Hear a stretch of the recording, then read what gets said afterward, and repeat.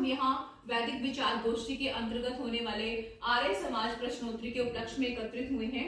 आर्य समाज ने शिक्षा के क्षेत्र में अत्यंत महत्वपूर्ण योगदान दिया है। इन्होंने समाज से अंधविश्वास, पाखंड, जातिपात, छुआछूत जैसी कुरीतियों को दूर करने पर बहुत योगदान दिया और समाज में समानता, नारी शिक्षा, मानवता के मूल्यों को बढ़ावा दिया है। तो आज प्रश्नोत्तरी के उपलक्ष्य में हमारे पास 4 टीम है, जिसमें टीम ए के जो प्रतिभागी हैं वो है लवकेश, एक और दूसरी टीम बी है जिसमें प्रतिभागी है नितांत, और टीम सी के प्रतिभागी जो है वो है गार्गी, और टीम डी से जो प्रतिभागी है उनका नाम है अदिति। तो आज की इस प्रश्नोत्तरी को हम स्टार्ट करते हैं टीम ए से। टीम ए, मेरा पहला सवाल है आपसे, आर्य समाज की स्थापना कब और कहां हुई? आर्य समाज की स्थापना 1875 ईस्वी में बंबई, आज के मुंबई में हुई। आज के मुंबई में हुई, और बढ़िया। टीम बी से दूसरा सवाल है, आर्य समाज के संस्थापक कौन थे, उनका जन्म कब हुआ?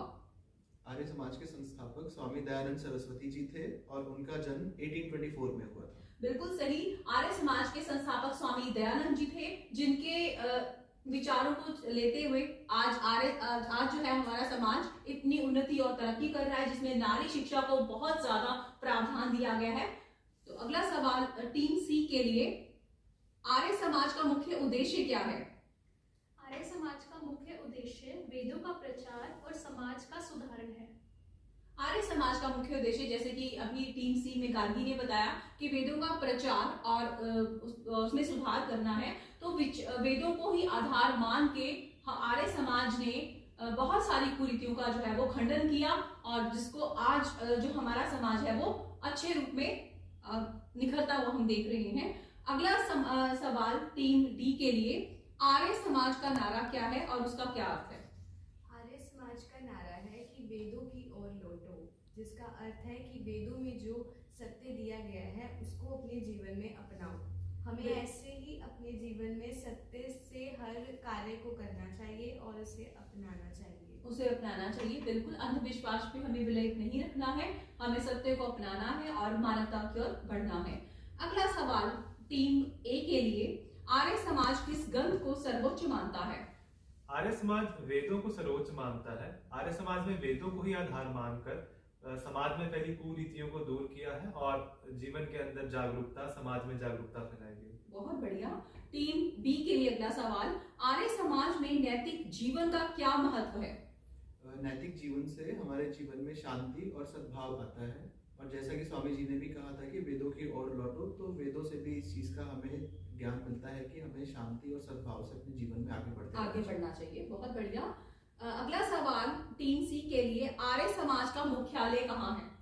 आर्य समाज का मुख्यालय नई दिल्ली में है, और ये हमारी राजनीति की सबसे पुरानी जगह है, जहाँ पे और भी बहुत कार्यालय बने हुए हैं। जी। अगला सवाल टीम डी के लिए, आर्य समाज अंधविश्वास के बारे में क्या कहता है? आर्य समाज अंधविश्वास का विरोध करता है। हमें अपने जीवन में भी किसी भी अंधविश्वास को नहीं अपनाना चाहिए, हमें उसके पीछे का सत्य जानना चाहिए, इसीलिए हमें अंधविश्वास का विश्वास नहीं करना चाहिए। बहुत बढ़िया। अगला सवाल टीम ए के लिए, आर्य समाज एक ईश्वर को क्या मानता है? आर्य समाज में एक ईश्वर की धारणा तर्क संगत और वैज्ञानिक है, जैसे कि ये समाज में फैले अंधविश्वासों को दूर करता है। इसी वजह से एक ईश्वर की धारणा को तर्क संगत और वैज्ञानिक मानता है। बिल्कुल।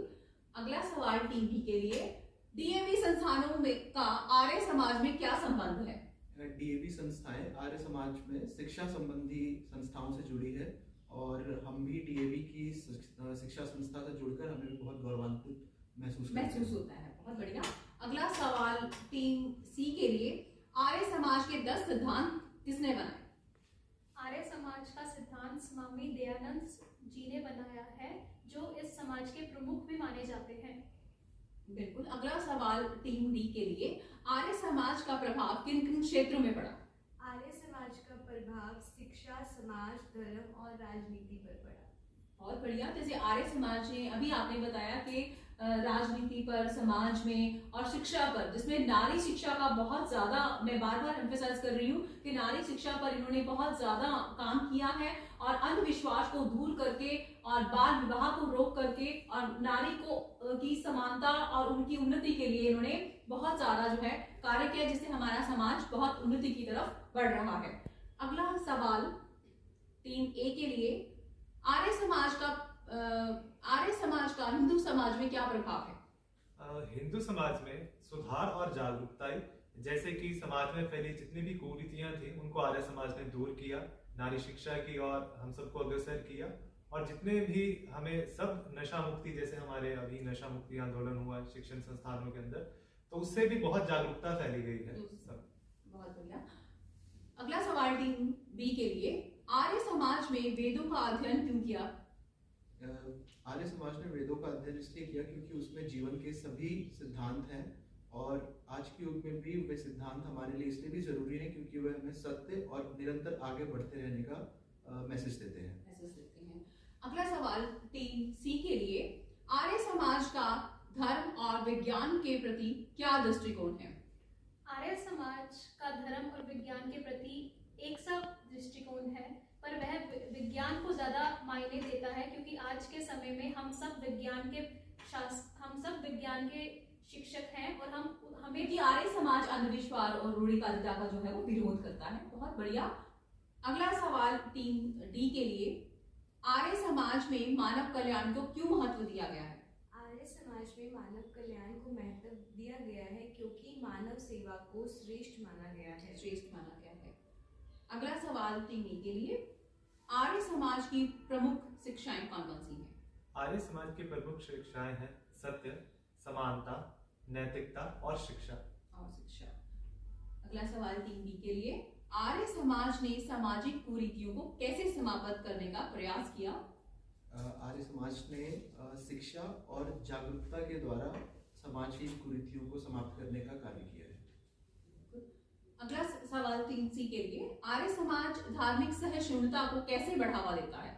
यह सभी धर्मों को एक समान मानने की शिक्षा देता है। बिल्कुल, आर्य समाज सभी धर्मों को एक समान मानने की शिक्षा देता है और उसके